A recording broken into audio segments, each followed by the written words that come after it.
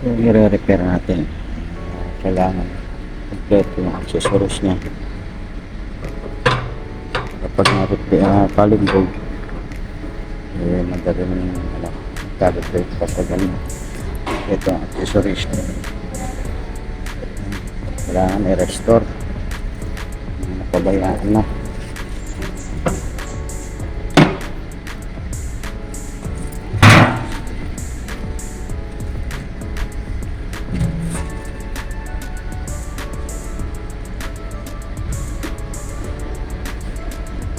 Yung kabila lang.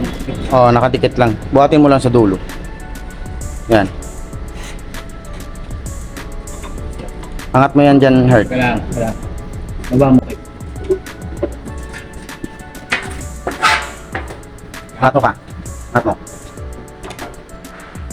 Okay. Angat mo dyan. Dito, dito. Kabila dito. Sa gilid mo. Ibaba mo na. Bakit?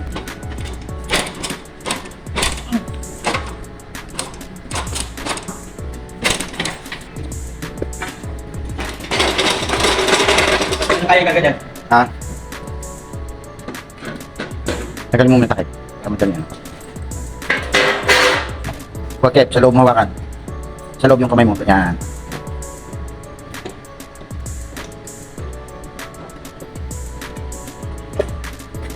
Wala dito. Patukod na. Patong.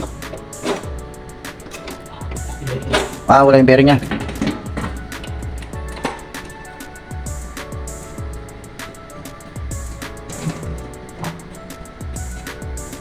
Napabayaan naman ng gusto. Puro digital. Ito pwede i-convert ng digital eh. Pinapangalan ng yung sa dulo, yung pangkulay na yun. Itong ito niya, tatanggalin niya. Ang may iwan lang, yung pansabit, Oo. yun ang lalagyan ng lalagyan ng electronics, ng pinaka-sensor. Sa ibang planta, gano'n ginagawa eh. No? Meron pa nga maliliit dito eh. Oh, yung 150 kilos. Kasi yung pinanggalingan ko sa Malabon, ganun yung ginagamit nila. 150 kilos. Yung sa ano kasi namin, yung sa electronics. Mga electronics din. Kaya yung ginamit.